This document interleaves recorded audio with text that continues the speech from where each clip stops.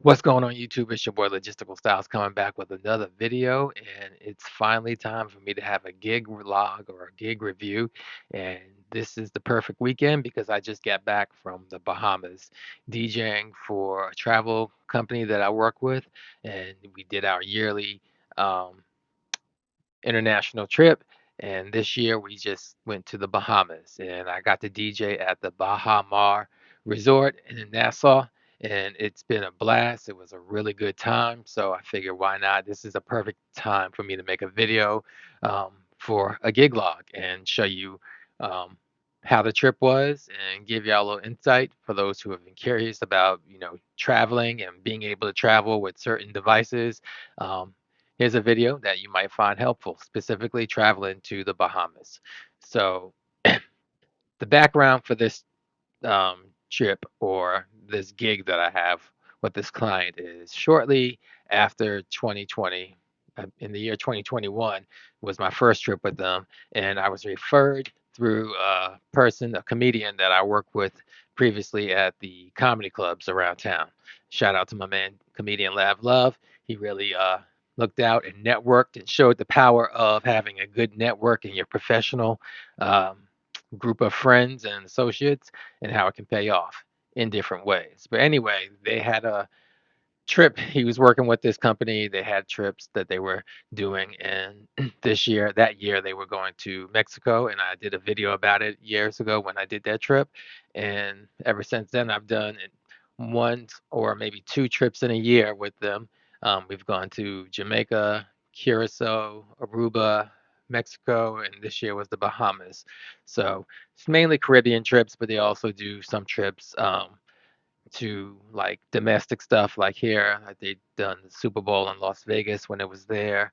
I think this year when the Super Bowl is in California, I can't remember what city it is, but they'll be doing events out there. So hopefully I'll get to fly out there and do some events with them. But they often have comedy shows as part of their travel packages and parties on the properties that they uh, take these trips to. So I've been fortunate enough to get looped in, so I get to travel as a DJ for doing like their welcome registrations or their pool parties. Specifically, they use me because I have experience working with comedians and doing comedy shows, and that's how me and another good friend, DJ Ant Love, who was on the first trip to Mexico with me, um, another part of a good network. Um, that's how I got to work with them. So this year we went to the Bahamas, and it was a very interesting trip. It was fun. It was very, very expensive, even though they do pay me and they cover my costs, but I bring along my wife so we can make a vacation out of it. And um, it always works out. But the resort itself, even if you do get free travel and your hotel stay is paid for, just being there on the resort can be very expensive, especially if you stay there a few more days. And that's what we did because um, I don't like doing the in and out because that's what they do with someone. You're like talent on these trips or with these organizations. They will fly you in one day for you to do your thing and out. I've seen it fast enough of a turnaround that the person flew in that day, did their performance, and flew back out. So I don't really like those fast trips. So I chose to get more days there. So I'm like an actual, I'm halfway of a customer, halfway of an employee worker. So it works out. But being there on the resort is expensive because this particular resort, Baha Mar, even though it's really, really nice, it's also super expensive. And it's not all inclusive.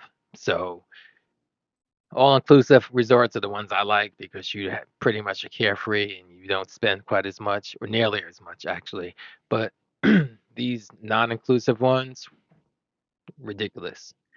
Breakfast at the buffet for my wife and I was charged $110. We were $55 each for a breakfast buffet, and we were there for 4 days. So it got a little pricey. Things added up, but then um, some of those things were charged in error because they were included in what I paid for my wife to come along because my wife was a guest. She was a paid for guest. I was the freebie, if you will. So um, once we got it all sorted out, and because I was working with the group, there were certain things that were reserved for me to be able to use, and the breakfast was one of them. So they got that taken off. But that's how expensive this resort was. So there were other things um, that I did pay for, and those were things that I chose to pay for. Like some of the dinners were covered by the group, and they ate as a group, but I didn't want to really eat with the group or always be with the group for any reason. For I mean, just for the fact that I was on vacation as well. So, and there was a lot of people on this group trip. There was like 90 people on this trip, and I only hung out with about maybe 15 of them.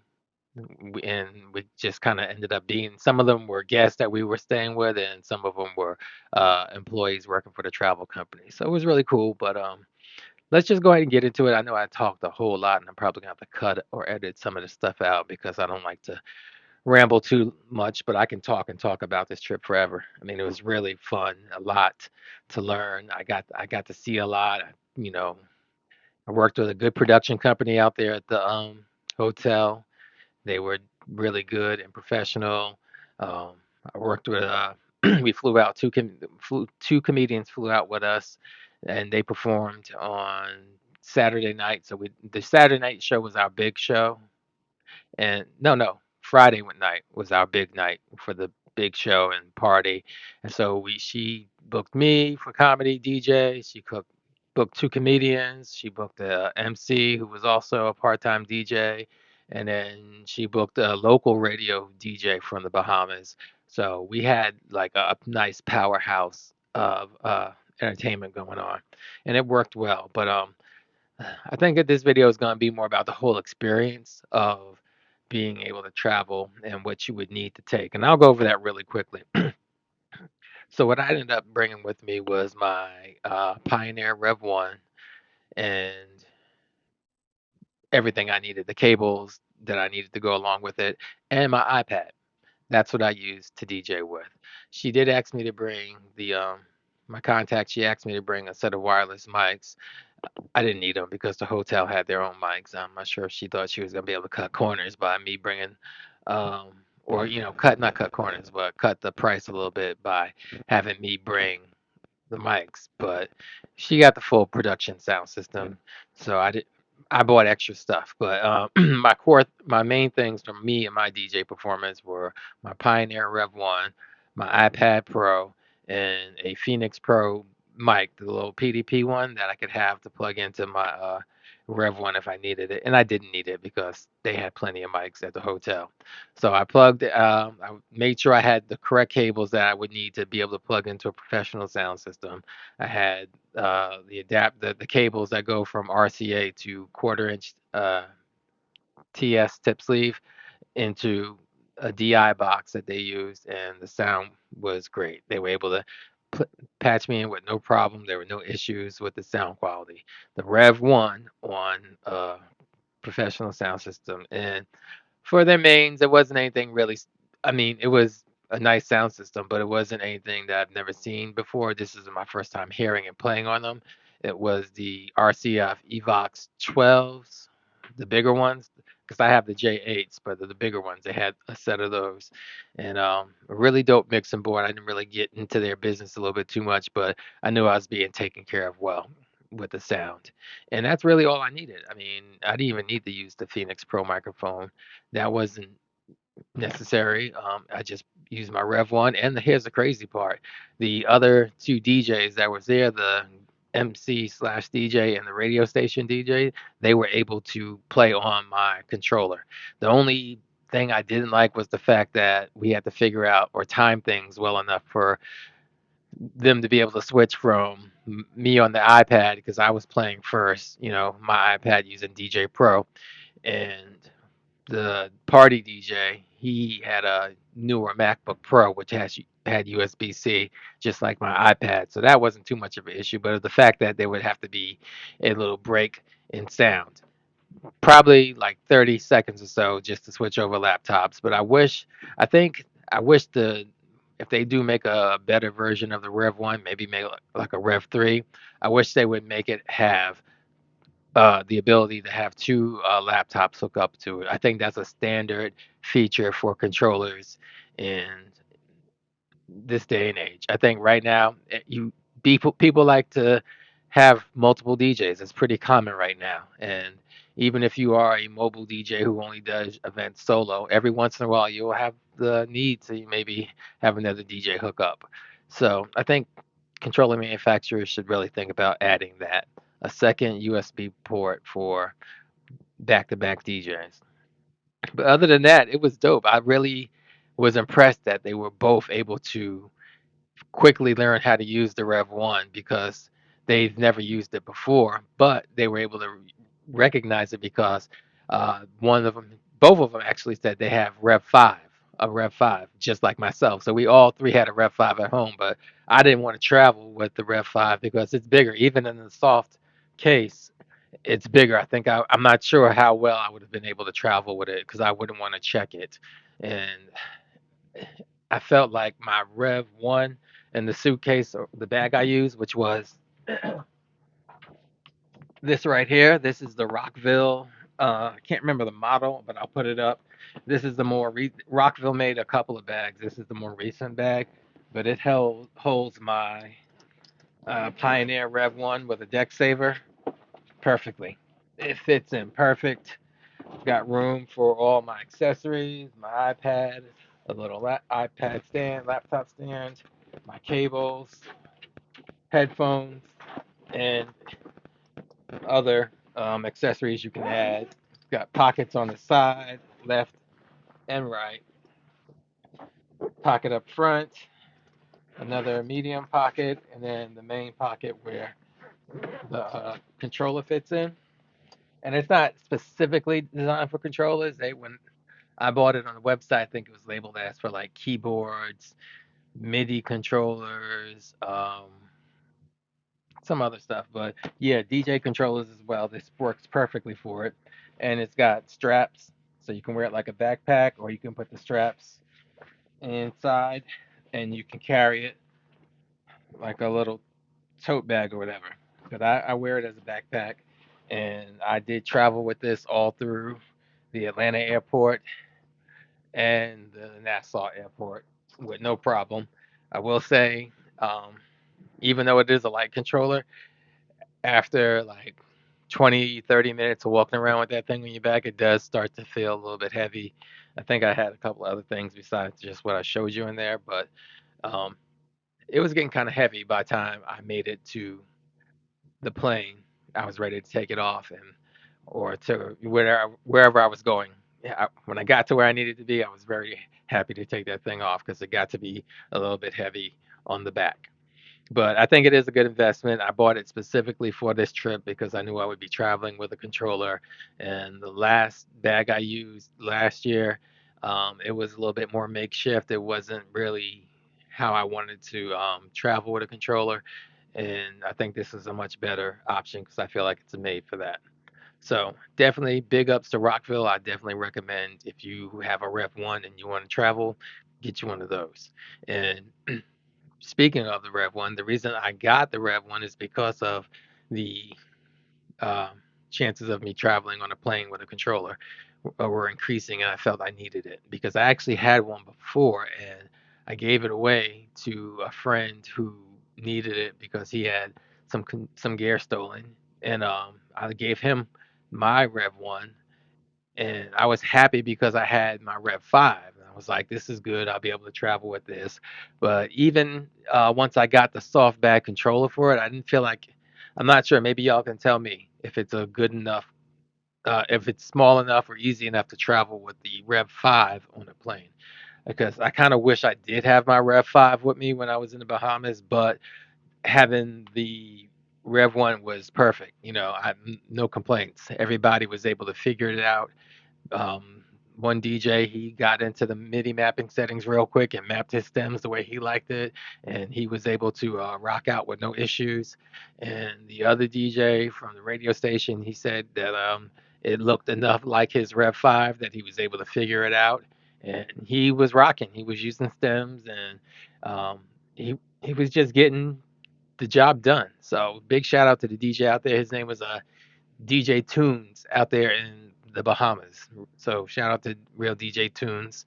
And then the other DJ was Mobeo Mofaya. I forgot it. Mobeo Fire. Seems like from Montego Bay, Jamaica, and DJ Mobeo Fire. So big shout outs to them. I mean, we came together and we really rocked out this event. We did a all white event. That party was dope. Everybody was dressed up in white. We all looked good. They had the flamingo dances and the steel drums out there for a minute for the intro, and then I took over. So it was just a really good, well put together event, and I'm looking forward to the next events that they got coming up. I think next year we're gonna do a trip. I believe Aruba, going back to Aruba, and I really do like that place. So um, I wish I had more gear talk to talk about, like the sound system. Like I mentioned, they had the larger Evox 12 speakers, those big ones, and he really cranked it and worked it out. I got to hear how good they sounded, and I was impressed. I mean, I don't have intentions to buy any more speakers because my J8s do great for me for my gigs here locally. So I, if I wanted to, I could always add some subs to it. I got a pair of smaller subs I could add, but I'm not pressed to get a bigger sound system. But it was really fun, and I enjoyed playing on that bigger sound system. So hopefully I'll get to do it again. But anyway, that was how the gig went. I got some footage, some drone footage. We got to go to the beach. The beach was actually, the water was cool. The water was amazing. But this hotel, Baha Mar, this resort is like, it's just a Disney World and Las Vegas trip on the beach. I mean, the hotel, the resort is, the whole bottom floor is just a big casino. Is You're gonna end up hitting slot machines or something if you're there for more than a couple of days. But um, I actually got on. I won like $100, and that's when I stopped and went and used that money to spend at the resort. So it's like a little circle of life with them with the money. Like people spend money there and they get it and give it a little bit back. But it's just like a big money grab. Like there's like a mall in the resort. It's like a upscale resort mall with like Tiffany's and Cartier and Breitling stores, like a boutique mall. And I didn't really like that. Um, there were a lot of kids. There's a lot of families there, but it was a lot of kids. And on this resort, it's really three different hotels. There's a Grand Hyatt, which is where we were at. Then there's one called the SLS Hotel, and then there's the Rosewood. And I believe the Rosewood Hotel is the adults only, or one of those hotels is the adults only. I can't remember which one, but I wish I was at the adults only because you couldn't really relax when there's like kids running around jumping. You get into the hot tub and then there's kids jumping into the hot tub and from the hot to the cold, and it was just like, okay, let me go to the beach. And then the beach was just rows and rows and rows, back to back to back of loungers. There was no people spread out.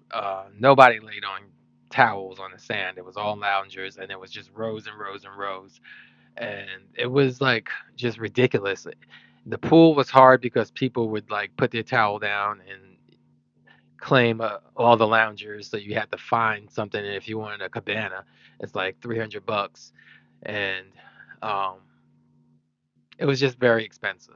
So we made as much as we could with the just enjoying the beach as we could. We tried to get a boat ride, and that had issues, but we made the best of it. We really enjoyed the hotel.